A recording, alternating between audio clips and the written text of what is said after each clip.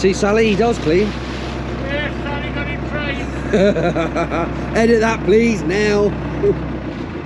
I'm the only one who does clean my house.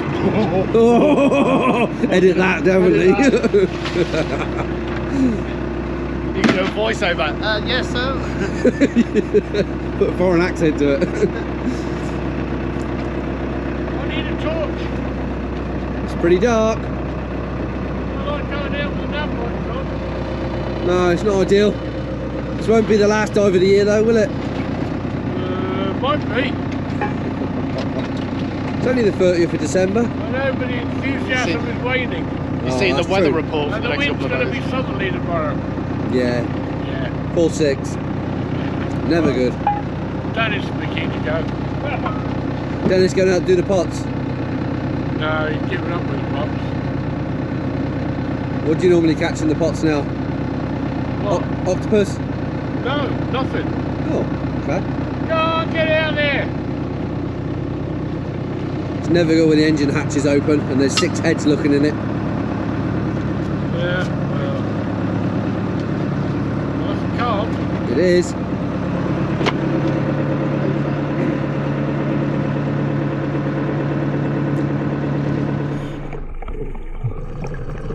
Welcome back to Guernsey Shipwrecks. I'm JP Falaise, and today you join us on another dive. Thanks for coming along. We have fallen into the sea somewhere north of the harbour this time.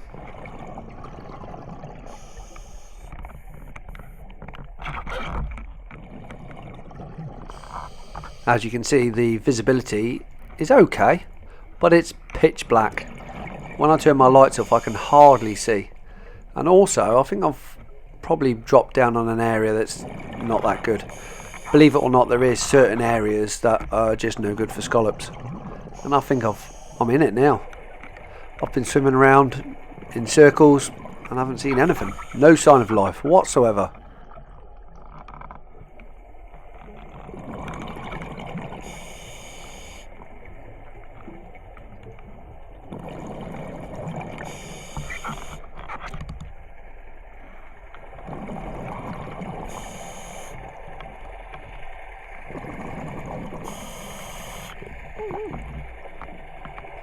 There is the odd small scallop, which is always a good sign. But even in the most barren areas, this is bad. For Guernsey, this is bad, I think. Or is it just me? We'll give it a few more minutes. We'll see what happens. I might go back up onto the boat and then get dropped somewhere else. But I've got a funny feeling I'm in a dud area.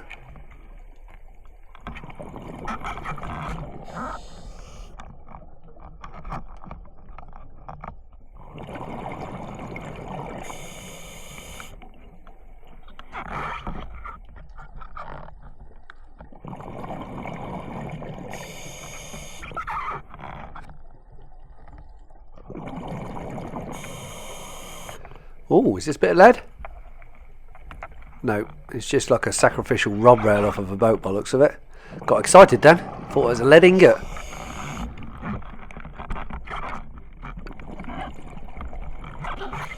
This is what it's like with the lights turned off.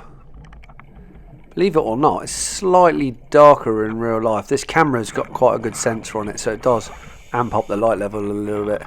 I think we're going to have to keep this on.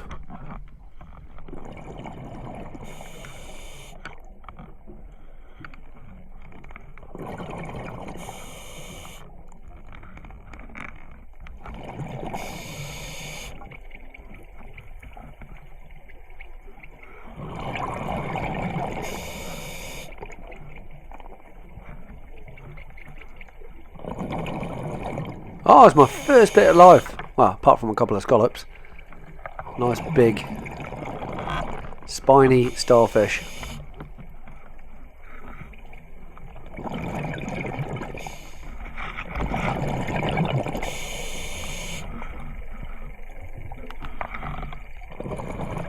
Could this be a bit of shipwreck? Looks like it's just a bit of anglerline. It is. A little fish poking his nose out the end. Ah, another scallop.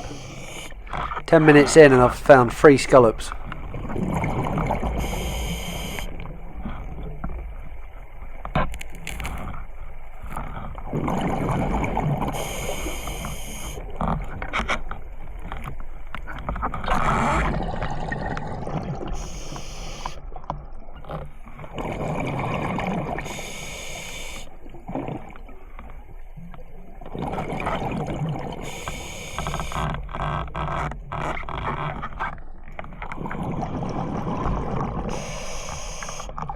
Dive time 11.5 minutes and I still haven't seen anything, and I've pretty much been swimming in a straight line due south now, trying to get off of this. I don't know what type of seabed this is. It's a little bit mirrorly, a lot of it's just dead shells.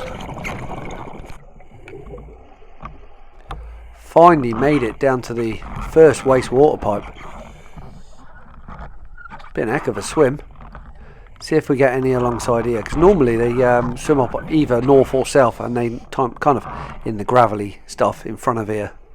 Obviously can't swim past the pipe. Well, they probably could, but tend to stay either side.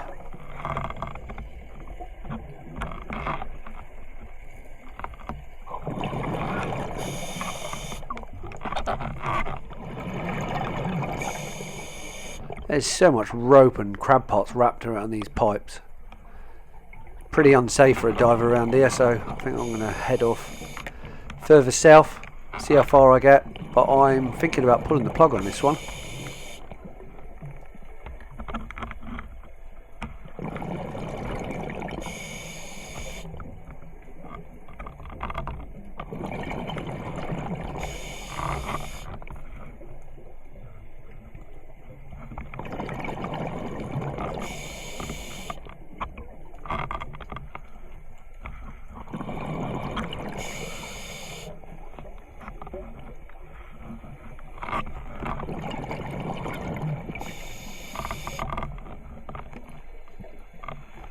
Here's one of them rocks again. You know, the ones that I was explaining that look a bit like brains? Not quite sure what it is. Some sort of coral.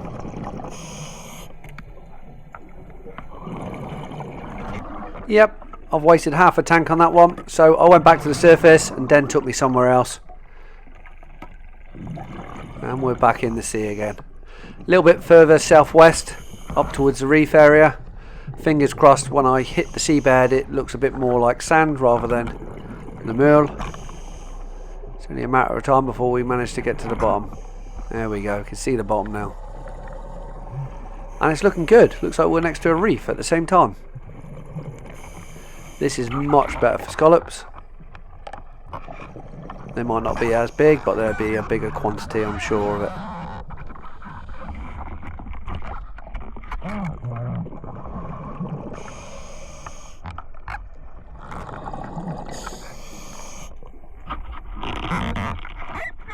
I can normally tell if it's going to be good or bad from the first couple of minutes. It's always good luck if you fall down through the water column and you land on the bottom and you find a scallop straight away. Yep, this is good. Getting a couple on the fly, 3 or 4 at a time, that's what we want. For every 4 or 5 metres we swim forward, we're picking up 2 scallops. 18.5 metres of water, pitch black, and believe it or not, it's actually pretty cold. Always is on the second time down. But these scallops are nice.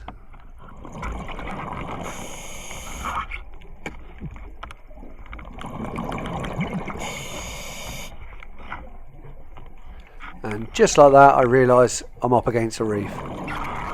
This is a low-lying reef, it doesn't come very high, a couple of metres high if that, but it's over a large area. You will find scallops in the sand around the outside, but there's more chance that you're going to find other stuff. What I find is the closer I get to reefs now, the less scallops I'm going to see. 1, because divers skirt around the outside the reefs and pick up the scallops. But 2, I've got a feeling the octopus are taking them. Oh, noticed this straight away. Do you know what this is? That is a cannonball.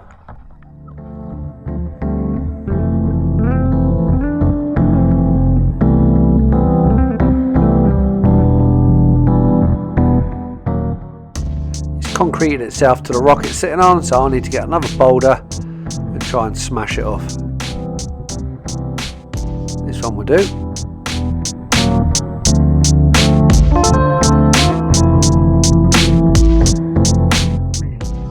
Check out for the gas that's been trapped in it, bobbling out the top. There it goes.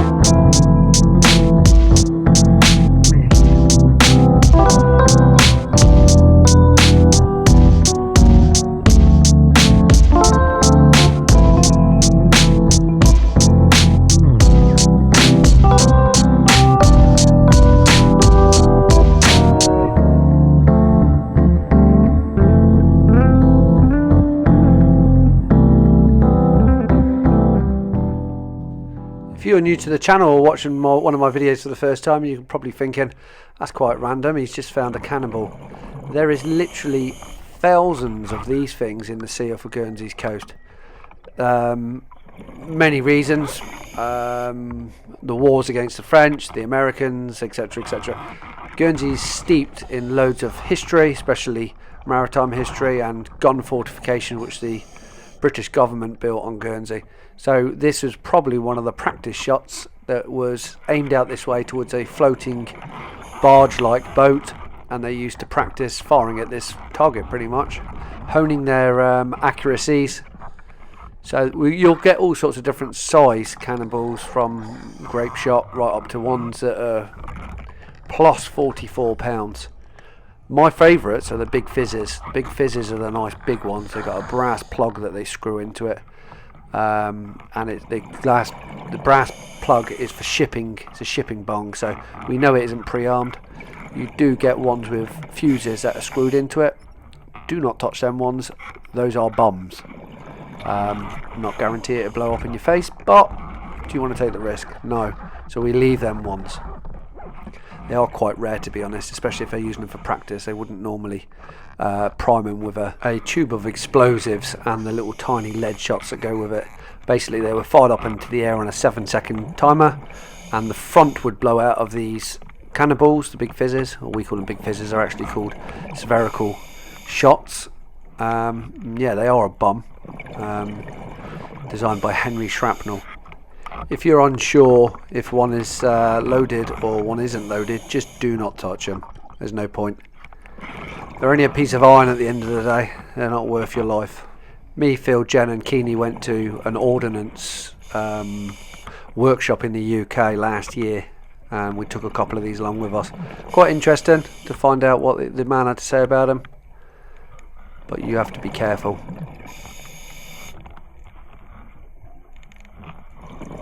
Right, our scallops have stopped again, which is kind of weird.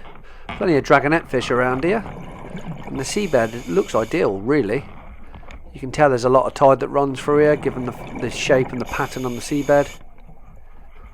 These bits of sand are like sort of veiny bits in between the reefs. I'm not quite sure why we're not getting scallops, because I know not many people actually dive up here apart from us. There is a few spiny starfish here and there, but none that are going to have all of the scallops. I'm sure we're going to find something soon and a bit of evidence where the scallops are going.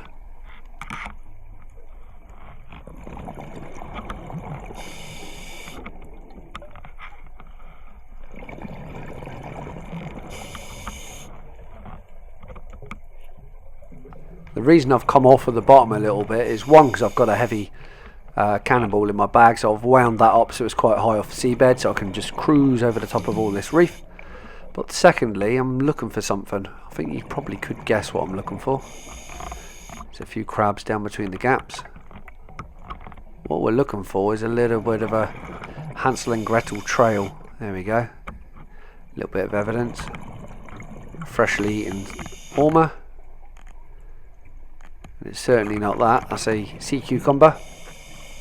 I'm going to drop back down to the seabed again. Let's release a bit of line out.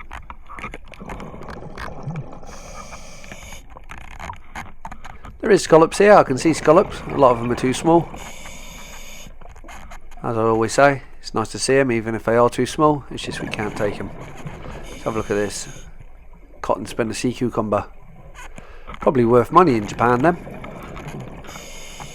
But there's no point taking any here because there's no market for them.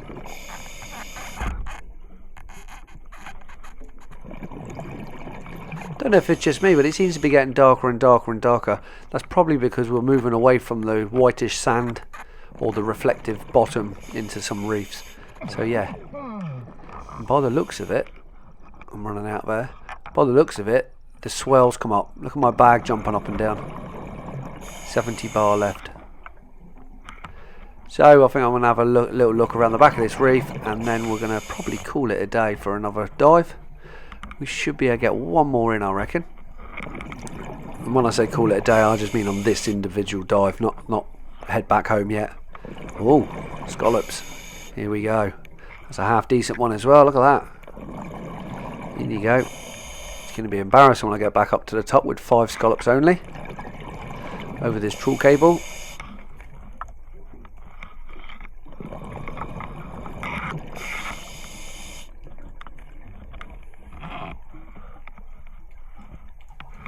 Oh, there's something nice here.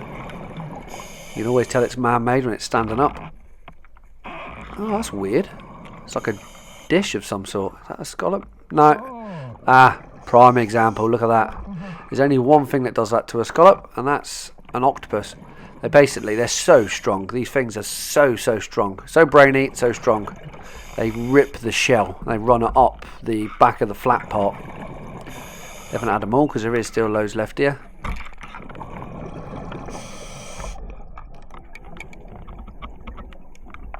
There's all sorts of junk here, all fisherman's waste. Loads of crab pots that are smashed up. Doesn't surprise me out the back of these reefs because the tide will just pick it up and roll it until it finds somewhere nice and tidy and nice and hidden behind a reef. So the tide will stop grabbing it. But that one's completely smashed up. There's a load more here. Always check inside these. Someone's cut a hole in the side of this one already, which is what most divers would do. If they're lost like this, they won't leave them ghost fishing. They cut a little hole in the side. Crabs can get in and then back out again.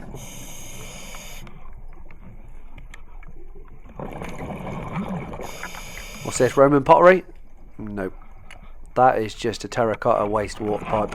Probably 12 inch looking at the diameter. 9 or 12 inch. Quite a big one. The serrated bit on the end is where you would mort it up and join it into the collar of the next one. I have kicked up a massive dust cloud around here. I don't know where I'm going. Problem is I keep thinking there's a shadow over my left shoulder, which is a large reef, but I don't think it is. So, look what I found. Telling you I had a soft spot for them. I know exactly what this is straight away. And it's not stuck to the seabed. It's actually out on the sand. I'm in a bit of a predicament here because I've got 70 bar left. I haven't really got enough to be messing around with this. Although, I did say my mate I'd get one for him, so... Do I just pull it out and leave it to one side and come and get it another day? Got 70 bar left. I've got to think quick now. But I'm going to put it in my bag. Let's just get it in the bag. It's going to be far too heavy for me to send up on the lift bag, but what else do you do? I'm going to try it anyway. So even though it's pitch black and completely dark, I still know how to get the catch bag out of the pocket. And here it is.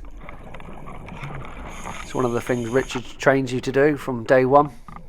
Doesn't matter how dark or how dusty it is, you should be able to do simple tasks like that. Well, one thing led to another. I tried inflating my lift bag to send it to the surface, and the thing just exploded. The seam come undone, and I had to leave the cannonball on the bottom tied to my bag. So I went back up my string, asked Richard for his bag, changed my dive tank, went back down, retrieved it all, and we winched it up in the end. So we have got it, but Richard said, 5 scallops is not enough, that's not going to cover your diesel bill. So use the rest of my tank to go and do another dive. Dennis dropped me in a lovely area here, so I might redeem myself. I'm just in front of the second wastewater pipe. And something is quite weird. I noticed this on the last time. I've never seen. Well, I've dived past this hundreds of times. But one thing I've noticed is all these bags are getting ripped out now. I don't know what they are. I think there's sandbags in there, but they're all getting ripped out. I know I keep blaming the octopus, but I think the octopus might be trying to pull them out to, bury themselves in there. I'm going to try and swim back and see if I can find another one. See if the same's happened on that one. So on this one there's square, then circular. Those are weights just to hold it down. There should be another square one coming up soon.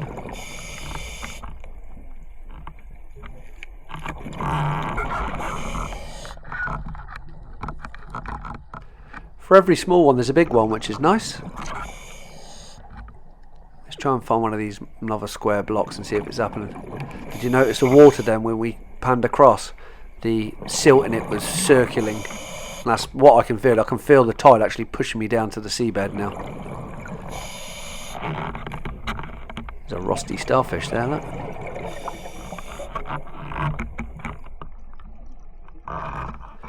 Right, this is the next square one. Let's go and have a look inside this one as well. Oh, it's the sea urchins doing it. No, that one's the same. Look, all them bags are starting to get ripped out. I think there were sandbags that maybe the divers pushed inside to weight it down because the hole was too large. Anyway, might not be too long before that thing's probably floating, because them bags are starting to come out now. So many crab pots lost, especially on this run. On this run in the middle of Fermain and down the side of Longhoog, just peppered with pots that have been lost. Don't know if they've been banged off or people have chucked them over because I don't want them. That's another cannonball. I'm not going to fall for that old trick. That was a big fizz as well, but oh well. There's a few cannonballs through it, as you can see. But I'm not in the market for any more. I've got 2, and if I'm honest, the second, the big fizz one ruined my dive. What's this? A bottle? Could be an old stoneware bottle. Nope, this is an old plant pot. Millions of them got made on Guernsey, and they all made it in the sea somehow.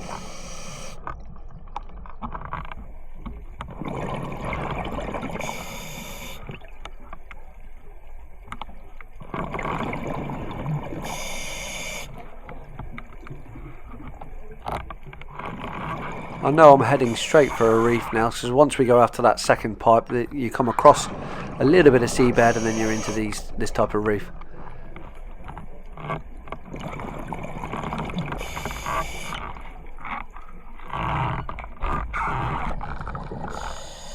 This is something that me and Matt used to do a while ago.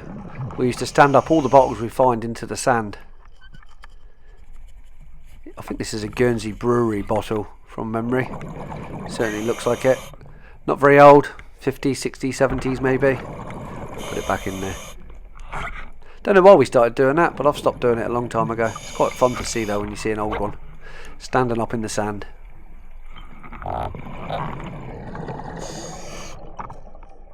Let's take a good look in all of these little nooks and crannies, because I'm sure we're going to find an octopus. I see an octopus on nearly every dive now.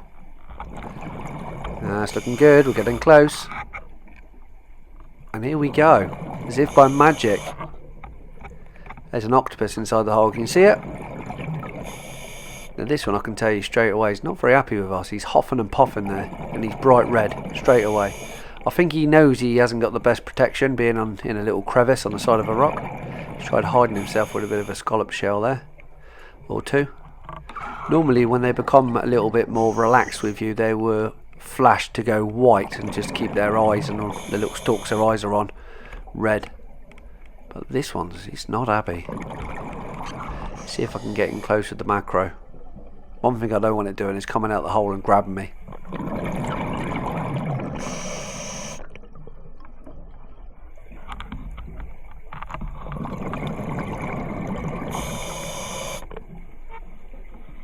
The tide is pulling quite hard, so I've got to be careful here.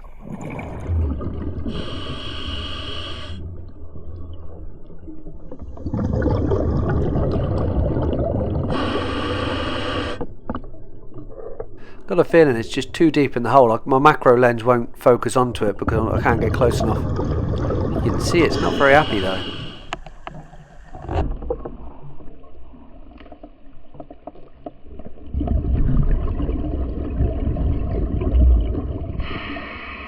Big giveaway of this. All the little, they make a little garden. They're very messy eaters. They make piles of food outside. That's pretty much what it's been eating. Just managed to prize that one. Carried it off the sand up to its den area and just sat there on the reef munching away. Although they're causing havoc with the fishermen, well, and Richard to be honest, because they're eating all the scallops, I think they're so interesting as a creature. They're just, oh, so fascinating. Right, I think I might have managed my 2 dozen, maybe. This with the 5 on the boat, probably good. Got 48 seconds left of my safety stop and I can head back up. And the sea temp is 12 degrees. I'm going to keep an eye on it because I've been told that they're less active, octopus, the colder the water is, but they're perfectly good down to about 6 degrees. Don't know what they've done with the weather. I think this is probably more tide to be honest. but now I can see there's quite a bit of swell coming. The boat looks like it's miles away. I tell you what, you feel so vulnerable when you're in the sea and it's just your head sticking out. Feels like you're miles away from land and the boat's miles away from you, and within about 3 or 4 seconds the boat comes down to you and you realise actually it wasn't that far away.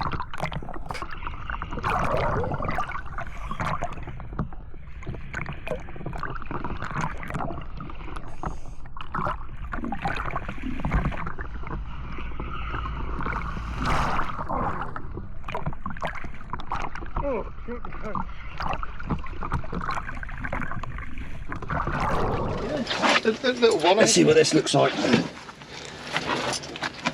don't think it. I don't know. I don't know if it's big enough to be a big fish. Well, I don't know, but I need to take my gloves back off.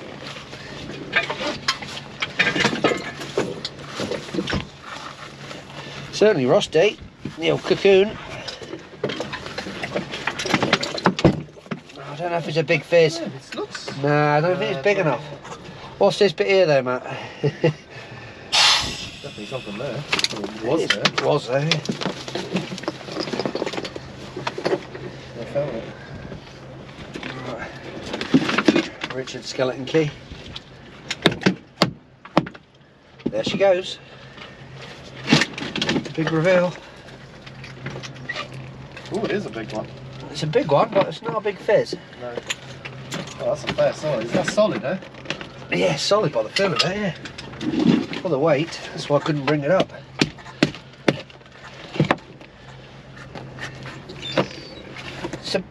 Oh, here's a big fizz, look. Oh, it's got the plug. Oh, it's got the plug, It's got look. the plug, Richard. It's got the plug. Oh, it's not a 44 pounder though. No, it's not the big one. No. Fortunately, we ain't got no 3/4. They're nice with this. 3/8 socket. Bang it straight in and undo it. Yeah. But we ain't got one here, so I'll have to wait until home. That's a nice one. Doesn't look that bad out there, but it is very, very lumpy. Green crackhead now. 2 little cannonballs. Someone's asked me for some, so they're going to go to a new home. If he still wants them, because it's been about 6 months since he asked me. I've got no interest to keep them anymore. They're very hard to look after, very hard to conserve.